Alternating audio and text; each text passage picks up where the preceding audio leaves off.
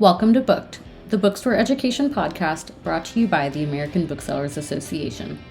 In this episode, we'll be listening to Crafting Engaging Reels for Bookstores, a session that was presented at Children's Institute 2026 in Schaumburg, Illinois.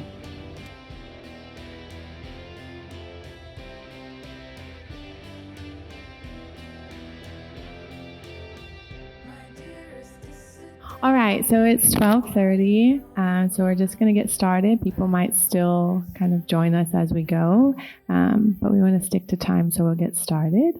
I'm Tori. I'm going to be kind of bouncing back and forth between moderator and panelist today.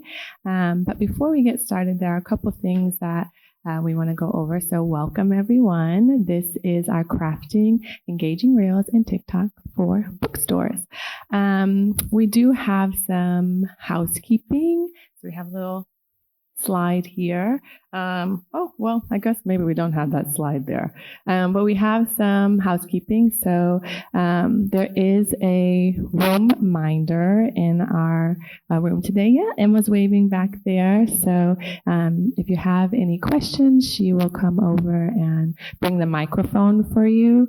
We have to speak into the microphone today because it is being filmed. So if you have any questions, you want to be able to document those questions for the people who are watching this video later. We want to thank Ingram, our sponsor for today, for the event, and all of our publisher sponsors. We are here from 12:30 to 2:30 today. It's a bit of a panel workshop combo, so we'll start with the panel part, and then we'll have some fun making reels on our own. So we'll do some quick introductions of the three of us. Like I said, I'm Tori. I am from Buffalo, New York. I work at a children's bookstore there called Alice Ever After Books, and this is my very first children's institute. So excited to be here, and I'll let my fellow panelists introduce themselves. Hi, I'm Marissa. I work at Ballast Book Company in Bremerton, Washington, which is like kind of close to Seattle, also not close to Seattle at all. We're a very small bookstore. There's only 6 of us. We just hired someone new. So I have a lot of hats, but I'm the marketing and social media manager and an event coordinator and a frontline bookseller. And I'm Alicia. I work at Booked in Evanston, which, similar to Marissa, close to Chicago, not in Chicago at all, about 45 minutes from here. So if you're on the book tour, that's my store. And I also wear a lot of hats. We also have 6 people. So I do a lot of book clubs and internet.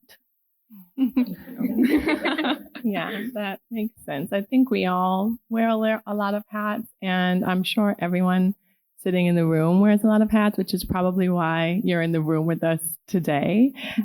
Because when we sign up to be booksellers, we kind of sign up to be marketers as well. And in this day and age, marketing looks a lot like social media. So we're going to start with a little bit of our creative process. But before we get started, I'm going to go through some antitrust guidelines. So booksellers are encouraged to share ideas and support during the conference, but the Sherman Antitrust Act prohibits them from discussing price or pricing policies, boycotts, and dividing up the market. So want to let you guys be aware of that before we get started. And then these are some housekeeping. So you can scan you've probably seen these at different workshops today, but you can scan the QR code and then also tell us how we did in a survey at the end of our panel today. And this is also a reminder to silence your cell phones. We will be using our cell phones today, but let's just make sure they're on silent so we don't disrupt anyone. Okay, our agenda. So we're going to start with some objectives, the introductions, which we did, and then we'll get into our creative process. We'll show you some examples of what our reels have looked like in the past, and then we'll walk through a little bit of the basics of filming and editing. We'll leave some time for Q&A. And then we'll start a workshop where you can begin editing your own reel today. And then we'll close with another Q&A just in case anything came up while we were doing the workshop. During the workshop, we will be moving about. So if you have any, questions that you don't want to ask in front of everyone, you can talk to either of us and we'll see if we can help you. Okay, objectives. So our objective is to develop a workflow for creating short form video content, which is your Instagram reel or TikTok, so to speak. We're going to generate content ideas that help promote books, events, and general engagement, and be able to identify the steps for filming, editing, and posting an Instagram reel. We will specifically be working in the Instagram app today, Instagram Reels.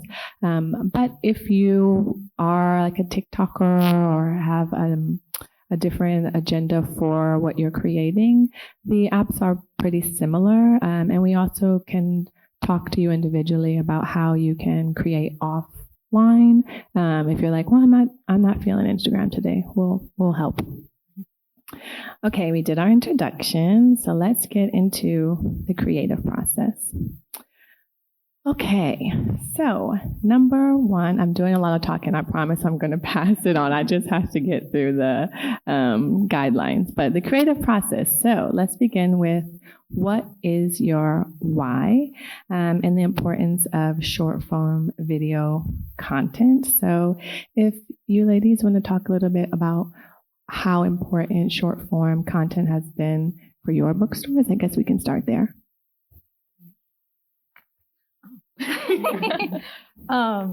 It's definitely been very important at Ballast. We use it for all sorts of coverage, I suppose. I like to use it to wrap up events, like do a summary of an event we just had, which when people see it, they look at it and think, wow, that event looks so cool. I want to go to their next event. Or I will use it to promote upcoming events. I think there's an example on the screen right here. So we did an event with hockey romance author Lexi LaFleur Brown, and I really wanted to drum up excitement for it. So I did like a little teaser video where I went to my local hockey rink and just got some B-roll of them. B-roll is just like generic, like mood setting kind of like, I don't know the official term, but footage. Thank you. And yeah, exactly. Mm-hmm. And I kind of knew that people would be like, oh my God, it's going to be a heated rivalry event, and that it would drive engagement. And it was not, in fact, a heated rivalry event, but that's okay because it drove engagement and everyone got really excited for whatever event was about to be announced. So yeah, it's been really good for that, or also using it to promote books that me and my fellow coworkers like, and then people see it in the video and they come in and ask about the books and for us to talk about them more, which helps drive sales. I think for us, it's definitely a similar process or similar goal with our video content. It's just getting people excited for the events that we have going on. I would say our why in terms of when we're creating and coming up with ideas is to be as weird and silly as possible. We're mainly a children's bookstore, and a lot of our events are with authors and are very craft focused as well. And our staff is a very silly group of people. And so when we're coming up with an idea, we're like, oh, this is great. How can we make it weirder? And what do we have in our back room, which is as of like 3 days ago organized, but as a rule, chaos? We're like, how can we dig in there and find something that can make this really weird? And there might be an example later of what that looks like. But yeah, it's always just giving people a sense of what you're getting when you're going to come to our store, which is silliness. Yeah, I think it's good for establishing a brand. Yeah. And your brand as a bookstore is often your booksellers. So another thing I like to feature is just the silliness of my coworkers, because people then kind of form, I guess, a parasocial relationship. But it helps them buy books because they'll come in and they'll say, oh, I really like my coworker Karina and I like her reading taste and I want to buy whatever book she's reading. And then it's a real relationship. Yeah. In real life. Yeah. And then you have your close customers and your regulars that you befriend. Yeah. Mm-hmm. But yeah, so it also helps to establish brand and who you are as a bookstore, which is good. Yeah, I think knowing your why is especially important, especially for those reasons, but also because it will help you decide how you want to make your reels. Because there's so many different ways that you can make them, and that can be intimidating. And you're asking yourself, well, what approach should I take? But if you return to your why, that can help you make that decision on what's worth it for you and what's not. So we know that it can be awkward and intimidating to go online and demand attention, especially when you think about how large your audience is. Like, it's scary to be in a room full of 25 people and be like, hey, you want to hear about the books I think are cool? So it can be especially scary if you have 5,000 people in, this digital room and you're trying to demand attention. But again, it's marketing and publicity. And when we had our original meeting to plan for this, I think it was Alicia who said, you're still book selling. You're just doing it into a camera instead of a shopper. So that's something to keep in mind today. We'll jump into some general tips and reminders. And the first one is that different workflows are allowed to exist. I know everyone will probably have questions around well, how should I do this? How should I do that? And all three of us have completely different workflows because we're three completely different people with three completely different stores with potentially three different goals.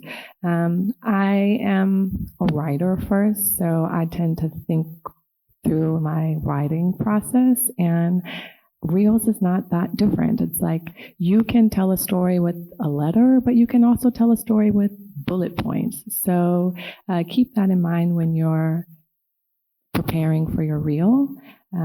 We also want to remind you that you can determine your bandwidth and proceed from there. So some people might be like, I can do 15 reels in a week. Some people will be like, I can do 3, and that's okay. So leave some room. Do you two have any other general reminders that you want to jump into? I think in terms of workflow, also when you're, I don't know, maybe we're going to talk about this again later, but idea generating, I got really fancy and serious. When you're idea generating, it also depends on how many people can you rope into making a reel with you today, and how much time do you have that minute? Sometimes, often our reels at my store get made after our staff meeting immediately. And sometimes it's 2 people have to go get their children. And someone has a different meeting today. So at this time, we have 2 people able to make this reel, and we have an hour. So what can we get done? And sometimes it's everybody has childcare handled today, and we're ordering lunch, and we are going to be here all day making one video, and it's going to be hilarious and really fun. But leaving space, and this is one of the next ones, but leaving room for change and what your bandwidth is from day to day, and not trying to force yourself to be really strict about how you get creative. Yeah, there's kind of anything you can do. And like you said, it depends on if you can rope your coworkers into doing a video with you that day, because sometimes my videos will take 2 to 3 weeks just trying to find a time to meet up with someone who maybe doesn't work super often and get a clip of them answering a question, for example. But there are other videos you can do without anybody in them where you can just this is a book. This is not a water bottle. Use your imagination. And you can just be look, a book recommendation. Look, a book and recommend different books. And those don't take a lot of energy. And so you can do those really quick if that's easier for your schedule as a bookseller, because like we said, we all wear a lot of hats. But yeah, it just kind of depends on you and your bandwidth. And as you do it more, you will also get faster at making the video content. Yeah, and I mean, we have on here that series are an easy way to schedule. So if you know you have an event that happens every month at the bookstore, you can make sure that every month you're promoting that event with the same kind of series. So if you do, wine and stories, then okay, every month I'm going to need a wine and story reel. We do something at our bookstore called Friday. Oh, I'm leaning on this and skipping through. Sorry, guys. We do something at our bookstore called Friday Phantasmagory. We're a children's bookstore, and one of our favorite books is Story Phantasmagory. Obsessed. We hand sell a lot of those. I'm hand selling it right now because it's so good. But we're really inspired by that series or that series to do our own series called Friday Phantasmagory, where kids can come into our store and leave questions. There's a page on one of the books where Dory asks all these silly questions like, who invented cheese? And why do we say please? And why do we have elbows? And so our kids can come into our store and write down those questions. And then every Friday, we find a book recommendation for those questions. So we know that, once a week we'll be having this particular series. And we talked a little bit about doing it your own way. Social media is like labor. It can be time consuming and really overwhelming. And while some people have a social media person who manages all of that, at our bookstore, we divide it up. It's like, we know we do this Friday Phantasmagory. There's 4 of us. We're a small team, and we all just get 1 week. So we know 1 week of the month we're doing this Friday Phantasmagory series. And that way, it's not all, the burden is all on one person. So that might be an option that you'd consider for your team as well. Okay, before we move on to examples, we want you guys to remember that inspiration can come from the people around you. This always be rolling when you're thinking of like, okay, I'm creating content today. Don't be afraid to take your phone out. Like, you could film right now. You could film, throughout the day. You could always have your phone around and be like, all right, I'm ready to capture something. But also we want to make sure you're having fun. So we do have some examples today of different ways that we have done it. And before we jump into it, do you want to talk a little bit about your way of doing it? Because there is no one way. I can start. Yeah. So like I said, when we're coming up with what internet needs to happen that week, which is what we call it at the store, but like, we need to internet today. We're usually at our weekly staff meeting. We're saying what events are coming up this week and how long do we have to promote it? Can we do it today? And so when it comes time to take out the camera and get started, it's a lot of like back and forth, throwing ideas at the wall. I think the video example that is in the QR code, or that might just be to our social media pages. But I'll just give an example of a video that we did, which was for, oh my gosh, I can't remember the author's name. This is so embarrassing. But the book is called Mermaids Are the Worst. You've probably heard of it. Okay, awesome. We do have an example. It's coming soon. There's a book called Mermaids Are the Worst. It's a picture book. Very funny, and then a series of other books. But when we were coming up with promotion for that author event that we were going to have, we realized that a parent of one of the kids who came to our story times had dropped off a mermaid blanket that was like shaped like a mermaid tail. So we were like, well, someone has to put on the mermaid tail and be a mermaid. And it ended up being me. So this video is me playing a mermaid who has just found out that someone published a book called Mermaids Are the Worst. We did a lot of improv, and my coworker, Scarlett, at one point, I was sitting in that chair. She was just recording the whole time and asking me questions, and I would just make up answers. I made a lot of references to The Little Mermaid, and we had a lot of fun, but it was just like 2 hours of us kind of messing around on camera and then going back and editing and being like, okay, well, what's useful? And also, it was a kid's bookstore. And so what's appropriate? We had a lot of fun, but that was kind of our process and ended up with a video that really makes us laugh, even now. Yeah, my work methodology is pretty similar, but it's 99% of the time it's just me coming up with ideas. Mm-hmm. And so if you don't make a lot of social media content, which after today you will, but there's kind of a flip that switches in your brain, which is like, oh, that would be a good audio clip. Like that would be a good video idea.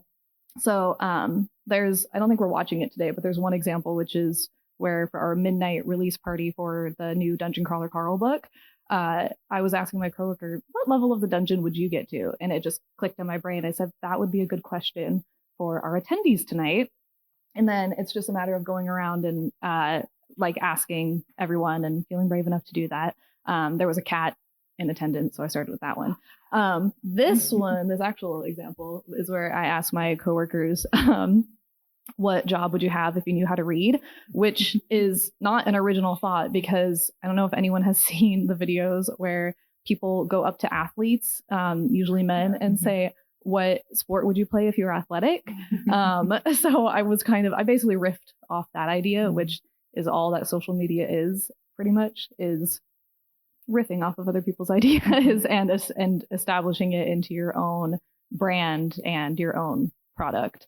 I think this is our best reel to date, though, which surprised me. That's another thing about social media, is you never know what's going to do well and get engagement. But I just have very funny coworkers, and like I think other people know that, and so I like to feature them and just always be rolling and capturing their funny quips and their funny little jokes, and then posting it online for the world. Okay, so Marissa and Alicia are very brave, and they're front-facing in the camera often in their videos. Alicia does a lot of skits, which are super fun, and she gets to wear costumes and be a character for the day. Marissa does a lot of interviewing, which is fun because she gets to go around and talk to her coworkers and learn a little bit more about her team.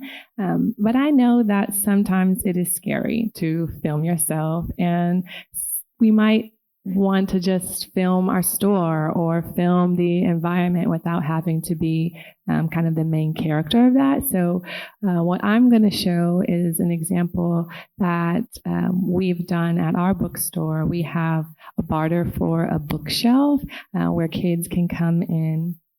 I'll pull it up.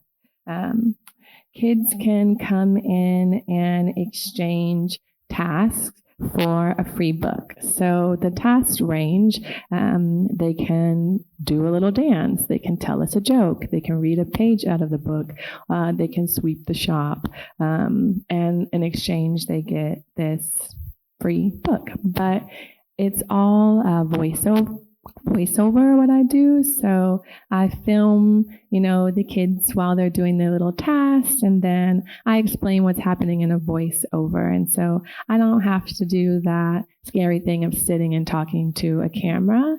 And I just wanted to show this example because it's a reminder that we can all do it in our own way. And we have three very different ways that we have accomplished the same goal of making a fun, productive reel. Okay. So now that we've shown the examples, let's get to the basics. How do we do this thing? And so, Marissa, I'm going to pass it over to you because I know you took these screenshots for us. So I'll let you walk us through the process. Seeing my own Instagram page on there is such a jump scare. I was like, oh my God, that's me. Yes, so I took some screenshots of if you were going to make a reel within the Instagram app, which like we said, we all have very different processes. Thank you. But this is probably going to be the easiest and most efficient and quickest for some of you. So if you go to your home screen on your app, and if you would like to pull up the app on your phone right now and have a little look-see and have a little practice run, you absolutely can. But we'll go over this later too. So this is like your account, And there's two plus buttons in the top. There's one that is add to your story, which is the white one. And then up above higher is like to make a new post. So you would click that, and then it gives you these options, all kinds of things to be posting, but we're just going to focus on the top option, which is Reel, which is a video on Instagram. And then it will bring up your camera on your phone, essentially. And the big white button down below is the record button. You can either just tap it once and record, or press it and hold it, whatever is easiest for you. Or if you took video outside of the app, you can upload them in that little square down at the bottom. And then there's all kinds of tools on the left-hand side. There's like green screen and effects and filters and all sorts of fun stuff. And so you just take as many clips as you want, and then you press next, which takes you to the editing screen. And again, there are all sorts of tools here, and these are going to be similar to TikTok as well, or any other social media platform. So it's like the voiceover, finding your audio, more effects, more, you can like upload stickers or pictures within the video. My biggest piece of advice is you just learn by doing, like, so just do it and just mess around and see what you learn. But this is also where you can clip your videos. So there's like a little white rectangle down there in the middle, kind of, and you can drag it left and right to cut your clip. You can delete a video clip if you decide you don't need it anymore. Again, we can like really show you and get into the nitty gritty of this in a bit. And then this is also where you can find your audio, and you can add text. They have all sorts of fun fonts on Reels that you don't find on Stories. This is the posting page. So this is where you can add in your caption if you're going to tag anybody, or invite someone to be a collaborator. You can preview how it looks before you post it, which I obsessively do to make sure it's okay before I hit post. You can schedule it out ahead of time to post, add your products, all that good stuff. So yes, and again, we will get into the meat of it in a bit. That was a quick overview. Right. So we're getting ready to get into our workshop. But we want to just remind people that half the battle of social media and creating Reels is just believing that you can do it and you can do it well. It's just once you get over that hump, you will be surprised what kind of crazy stuff you can put out there and that people will respond to. You might see something that you're like, oh, this is so simple, is it going to do well? And it might be your best performing piece of content. So just believing that you can do it is, where you start. So we want to get into Q&A. We'll do a brief one before we get into the workshop. So if anybody has any questions that they want to ask us, Emma's going to come around with the microphone and we can respond. Hi. I came in a couple minutes late, so you might have already covered this, but why would you want to do a reel over a story or vice versa? I'm very bad at social media. Well, I can start. So for one reason, Reels last longer. So if it's something like you have an event coming up, if you put it in a Reel by the end of the day, if you put it in your story by the end of the day, it's gone. So if you are trying to get eyes on it over the week because the event's on the weekend, you're going to want to put it in a Reel so that people can see it and also people can share it. Because if you post a Reel about an event that you're having, people can share that to their stories as well. But I will also say that it's nice to do both.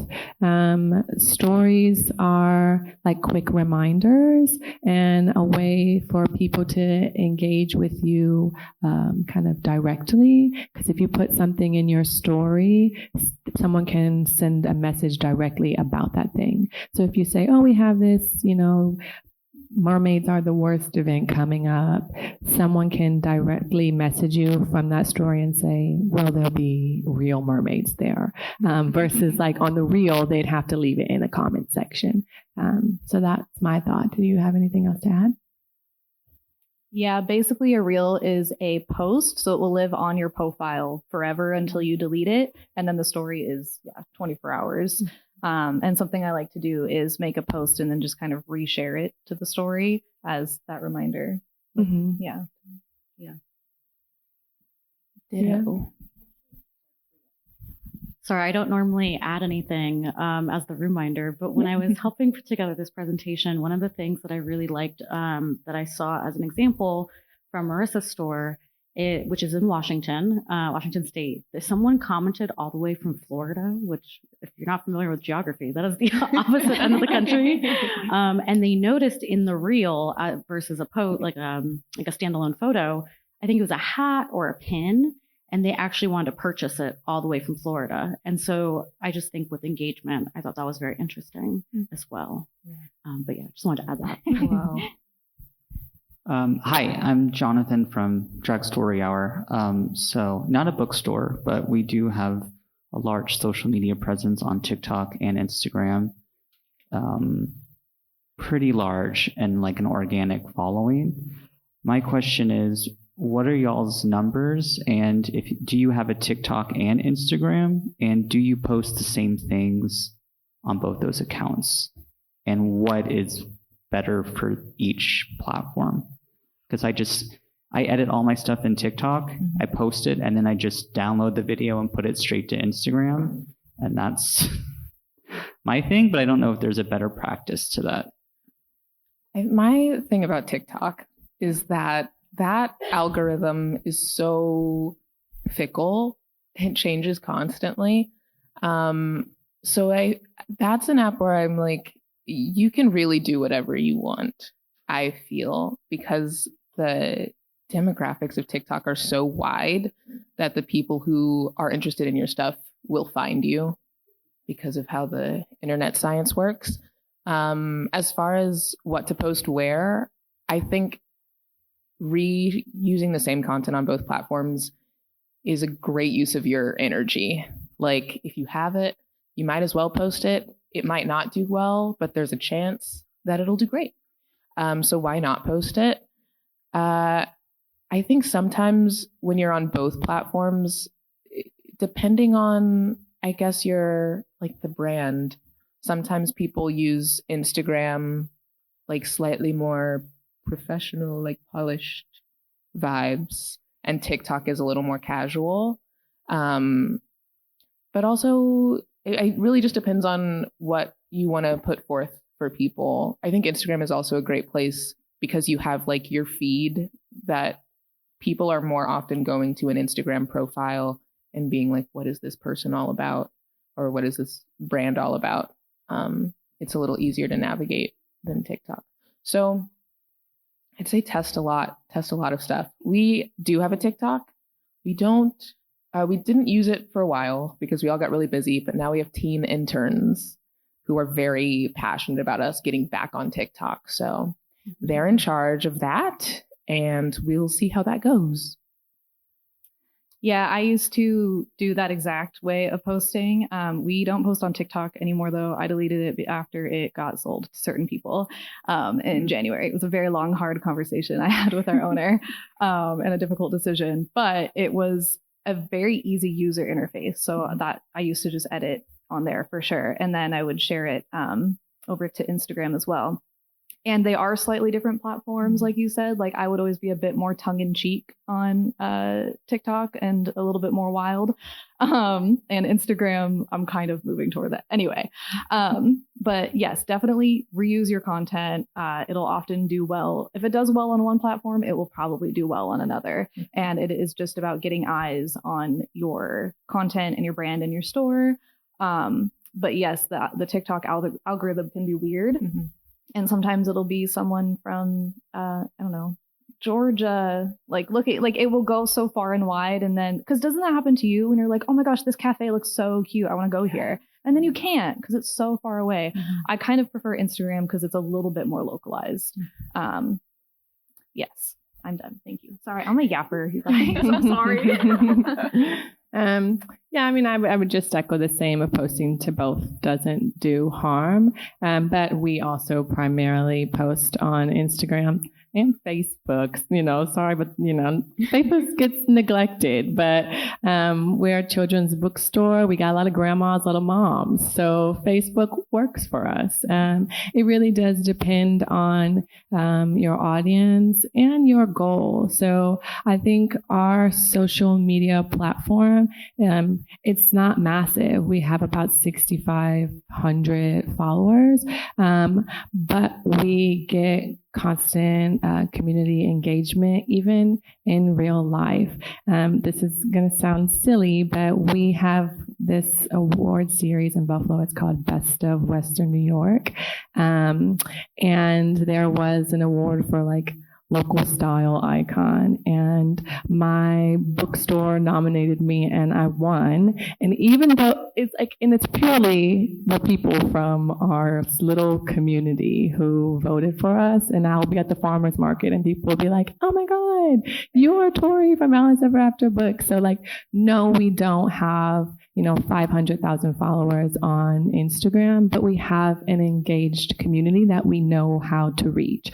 So if you're on TikTok and you're not reaching the people that you want to reach, try a different platform. Try Instagram. Try Facebook. Try what works for you. So I hope that helps. Do we have any other questions? Yeah. I just wanted to add something to what you said, because I do spend a lot of time on TikTok, and I feel like something that I've noticed is that it's a good opportunity to show your brand's personality, but you may get that information so out of order. I'll see a TikTok that's we're having an event tomorrow, but that was from 2025. Yeah. So whereas Instagram, I think it keeps you focused on regionally and recently. TikTok, I think, is where if you are going to post there, it's going to be here's how cheeky we are, here's how charming we are, here's how the energy our store has.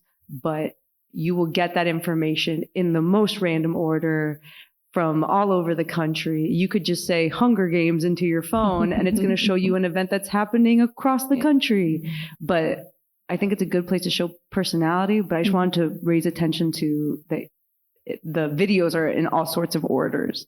So it's not the best for necessarily an event unless you are linking them directly. Go check the link in our bio right now. I think it's better for Instagram for that flow of information. That was all. Great point. Yeah.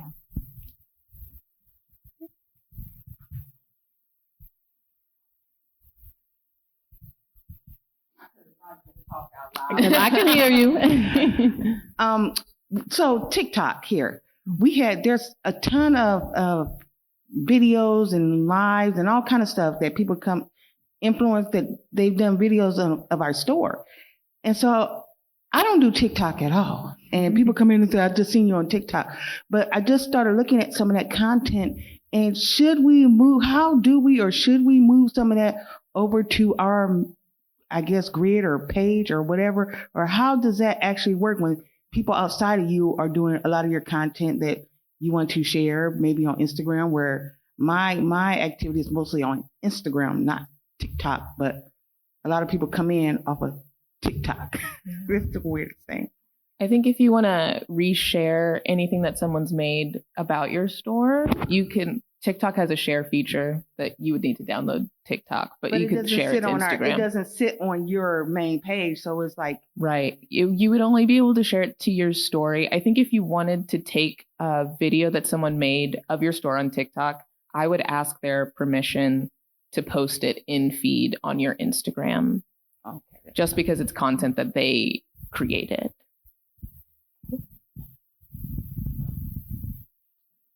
Any other questions? Up here in the front.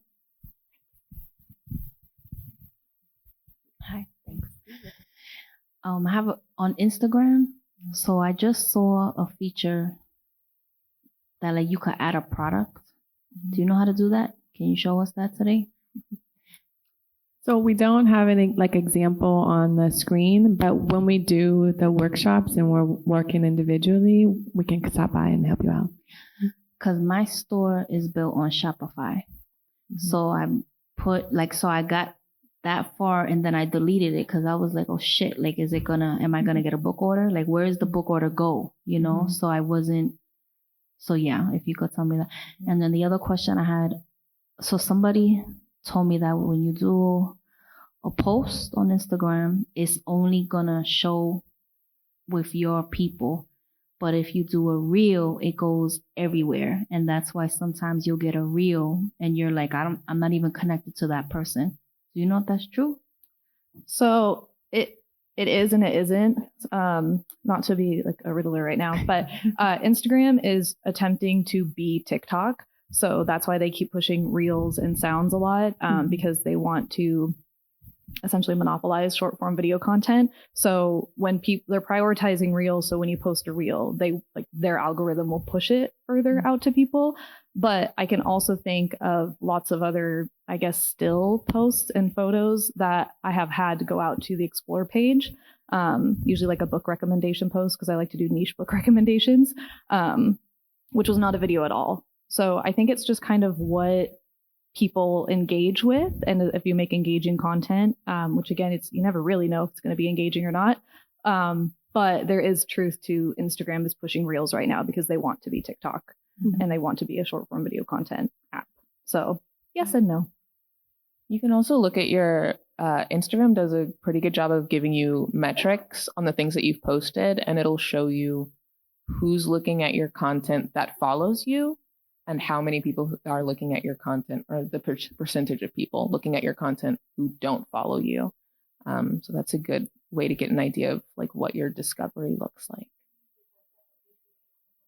Yeah. That is a good method. Yeah. Yeah. Love a bookstore pet. Okay, so if we have more questions? Yeah. Sorry. I know this is more like how to more intro 101, but what kind of equipment or stuff do y'all use to make these? Like, I got like the little microphone lanyards, but what do y'all do? And do y'all just edit all of it in the apps, or do you use like separate programs, or how serious do you take your social, I guess? Okay, so I will say that it depends on your goal. Before I started doing social media, helping with social media for my bookstore, I worked primarily in social media.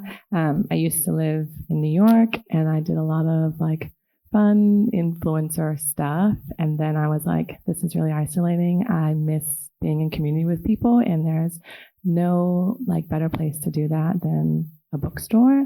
And so what I was doing in New York looked very different than what I'm doing at the bookstore. When I was in New York, it was like, I need the best camera. I need the microphones. I'm working with photographers. I'm sometimes calling people up and being like, will you film me do this thing? But at the bookstore, I just use my phone. I use my phone, and when I'm editing, another fun fact about me. So when I decided I didn't want to do the influencer thing anymore, I also realized that social media had such a negative impact on my mental health. And I think that is a very real reality that people face. And it's one of the things that keep us from making reels or, engaging in that way.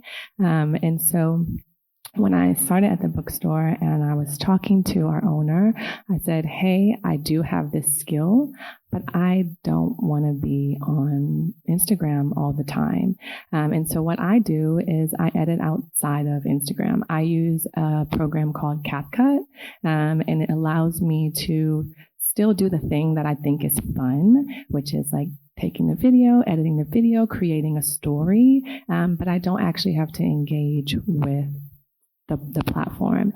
And that's why, like I mentioned in the beginning of the panel, to really do it your own way. I have that really cool relationship with our owner where I can create the video and then pass it on to her, and then she can upload it and manage like the questions or the comments. So yeah, that was a long-winded way to to be like, use what you have and what works for you. And if that's just your phone, that's your phone. But if you're like, I want to really up the production value and I'm getting the microphone and the camera, go for it. Yeah, I record everything on my phone and just make sure it's 4K, 60 frames per second, like the highest, which I can show people that later if you want. But I just get as much content as possible and record it on my phone. And we do use a microphone, and which was like gifted to me by a coworker, so we didn't even have to pay for it. And then I edit almost everything. I have an Adobe subscription, so I use the Premiere Pro editing software. But the easiest thing tends to be just doing it within the app, and also kind of going back to Instagram pushing certain content. They like when you edit within their app. They've actually, I don't know if anyone has noticed, but they've come up with a thing where it will say like made with edits in the corner of a video, because they want you to have their app open as long as possible. So if you edit it in their app, like we showed you today, they like theoretically push it more, which is like I've kind of noticed on and off anyway, but I still do it all in Premiere Pro. And yeah, there are other video editing apps like CapCut is really easy and has a lot of fun features to it. Mine is just very basic, like it's just what I learned in school. And yeah, I think that answered the question. For me, like Tori, I used to do the influencer stuff. I call myself a non-practicing influencer. And now primarily help at the bookstore. We edit all over the place. It really depends on who's editing the thing that day. Sometimes we're editing in app. Sometimes I use an app called InShot that I really like. It's a very similar editing process to all of the other ones. I will say that one does have ads when you download a video, unless you pay for it. But the free version is fine. What was actually the question? That's where we edit. In terms of what we use, usually it's just a phone. I have all kinds of gadgets at my house that every once in a while I'm like, I'm bringing my tripod for us to use at the store. We don't always need it. This is actually a great segue into the workshop, because the other thing that we use a lot is props. And I do have a bag of props with me today. So if you need, flag me down. Yeah. So and for the sake of time, we will transition into the workshop part of today. There are, what time is it? Let's see. Okay, it's 1:17, so we still have some time. We're introducing a prompt. Oh my God, I made that word taking over. Yeah. I'm thinking of your prompts. Yeah. We're introducing a prompt, and that prompt is what I learned at Children's Institute. And you can do whatever you like with that prompt. There's so many different ways that you can execute it. So we saw some examples of interview style. We saw some examples of voiceover, skit. Like Alicia said, she has some props if you do choose the skip route, but also you can do it in bullet points. You will notice that some reels are really simple. You can film, just the sign to Children's Institute and say, here's what I learned at Children's Institute, and then just bullet point after bullet point after bullet point. I don't want us to be discouraged by any inexperience we have, or the idea that you might need equipment that you don't have. Use what you have. I'll say when I was doing the influencer thing, one of my most popular videos that went viral got me 8,000 followers overnight. And when I watched it months later, I was like, this is trash. This thing sucks. And I don't know how it worked, but it worked. So take the chance. Take the risk. And like I said, we're going to be around helping. So if you have any questions, we'll be bopping around and helping you guys. And you can create the video within this room, or you can open up those doors and go out into the hallways and film throughout the convention center, hotel. What is this place? I don't know. It's everything. Yeah, it's a little bit of everything. So yeah, we have about an hour left, and we want to make sure you guys have the time to practice. So you can pull the phones out. If you need Wi-Fi, we do have some Wi-Fi information.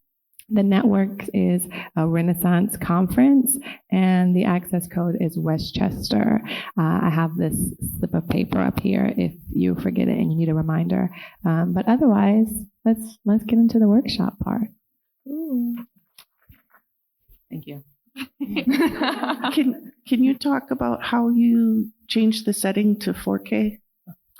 Oh, yeah. Yes, I wish I had like a projector. You know those old school projectors? Yeah. Okay. Oh my God, I have 10,000 notifications. Okay, so if you open like the video just on your phone, like not the app or anything. On an iPhone. Yeah. Oh yeah, this is an iPhone. I'm sorry.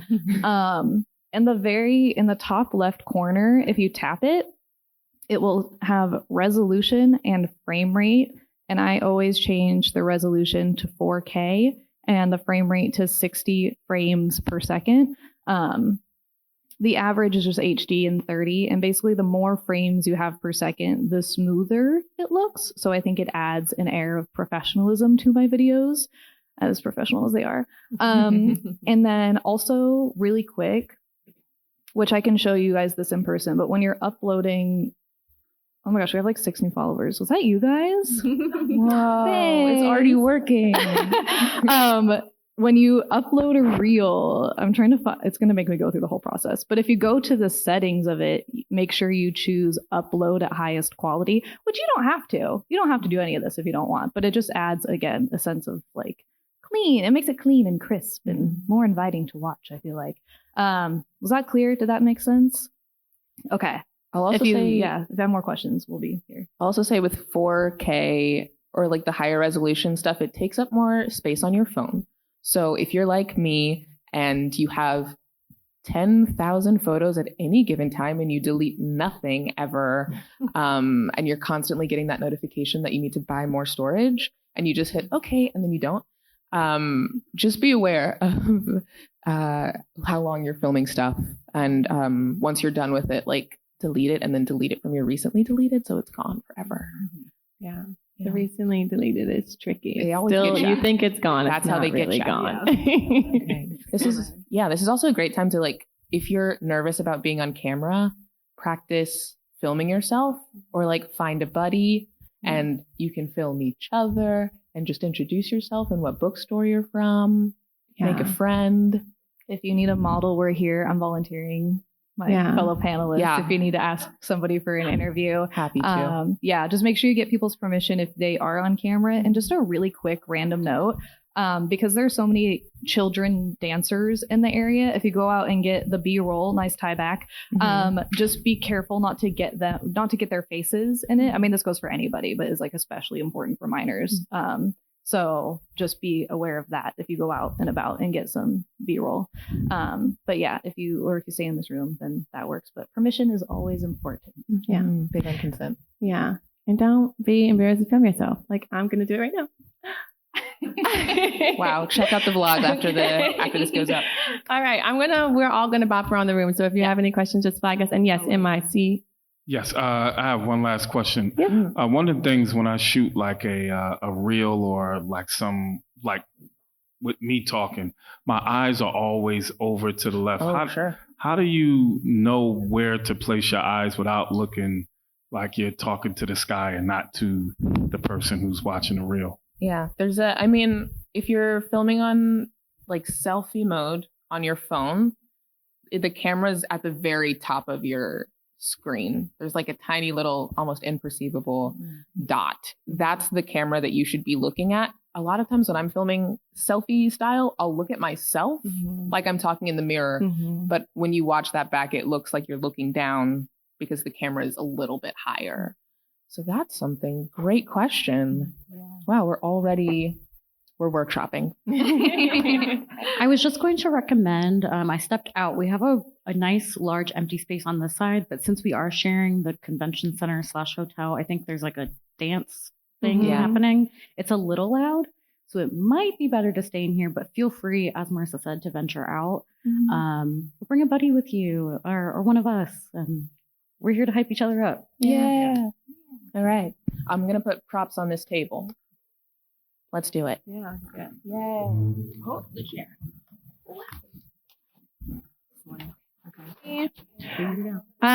So we have about 10 minutes left, which means we're coming to a close. But as promised, we wanted to close with a final Q&A in case there were any last minute questions that people had after they got the chance to play around with the app, take some videos, and take a stab at creating a reel. So the floor is open if anybody has any questions. Again, we have Emma in the back who has her microphone, and she'll come up to you if you have a question.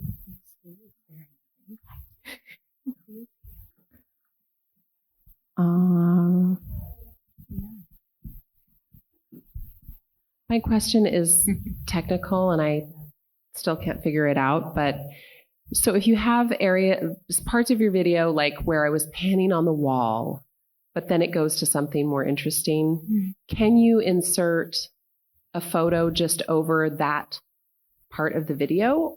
Yes. Okay. I was just going over this with somebody. She left. Okay, it is possible. Yeah, you can. When you're editing the video, the microphone, is this working? It will say overlay. Yes. And then you click that and you can put in another picture, like a picture. And you can set a time that will appear. Yeah, I think it's probably in the editing where it shows all the different timings. I think it comes up down there. Okay. I don't utilize it too often. Okay. You probably take that I probably should have given more complete videos. Explanation. No, yeah. Less wall. I have like a real basic question in terms of how, after you've done all this wonderful content that you are masters of, how much time do you spend on the platforms interacting? Do you do it once a day? Do you check it all the time? Is it important to be quick? All those things. Instagram likes to say, they'll usually prompt once a couple of people have commented to respond to the first couple of people who have commented. I'll like Marissa said, reshare whatever we just posted to our story. And then personally, I just I let it do. And I'll come back maybe a couple of times a day to see if people have questions about anything. Instagram is one of those apps. Actually, all of the social media apps they're built to try to keep you on there as long as possible. So the idea that they would like to push is that the longer that you're on the app, the better that your content will do. But to the mental health point that Tori brought up earlier, it can be exhausting to just train your focus on that all the time. So I think you could spend a couple of minutes after you've posted to see who's interacting with it immediately. But then I feel like just let it go. Just let it do whatever it's going to do. Yeah, there's also a theory that I think it's more prevalent on TikTok, but I've noticed it with Instagram, where if you post something and then close the app and you leave it, Instagram or the social media platform will push it more because come back. Yeah, because it will send you more notifications and it wants you to come back onto the app. So that's why you always get oh my gosh, I posted this and went to sleep and woke up and it was viral. So that's kind of another case of it's good to just post it. Definitely interact with any comments you get though, because that actually then brings people back to your video, and then just let it lie. And then one follow up to that. Is the poster, and in your situation, is the person who posts it the one who's babysitting it, for lack of a better term, or do you have all of staff having access to being able to interact? I guess it depends on how your team is set up. If you have a social media person, they're probably the person monitoring it. For us, there are 3 of us who have the bookstore Instagram account on our personal phones. So every once in a while I'll get a notification and I'll be like, what's going on? And I'll just go check it out. But I think that's up to you and your team.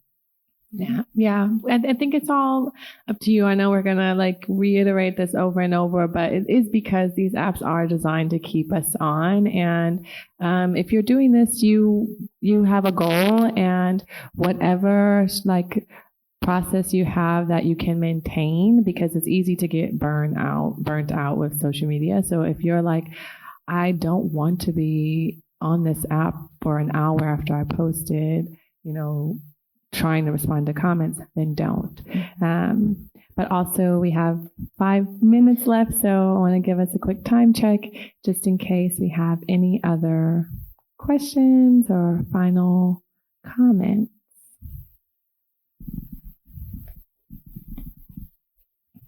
Did anyone make a video today? Yeah. Sweet. Are you going to add on to it as the weekend progresses? Okay, that's what we were hoping for. Kind of giving a broad enough. Yeah. Amazing. Yay. Draft. I noticed that I get more engagement if I'm using video versus post. Like I just did a flyer post, and I know if I was to get on, and I don't like to have my face on camera all the time, but it's like the world wants your face. They want to see you make a fool. They want to see you dancing. And I don't want to do that, but should I do that to entertain the world or keep my self-respect? I don't know. Yeah. Do what feels right and authentic to you. And your goal. If your goal is to entertain the world, then do it. Get up there and dance and do the thing. But if you have a different goal, then don't feel pressured to do the thing that's going to get you the viral video, because you can still have a successful Instagram or TikTok platform without having 500,000 followers. You can still have a committed community that frequents your bookstores and engages, even if you're not doing the dances. Wow, inspirational. Yeah. All right. All right. Well, if we don't have any more questions, I want to thank everyone for participating today, especially my fellow panelists who shared their knowledge and their time. We are also, going to be here for the weekend. So if you see us, thank you, Emma. If you see us, stop and say hello, and enjoy the rest of your weekend and go out and make some fun stuff. Awesome. Yay.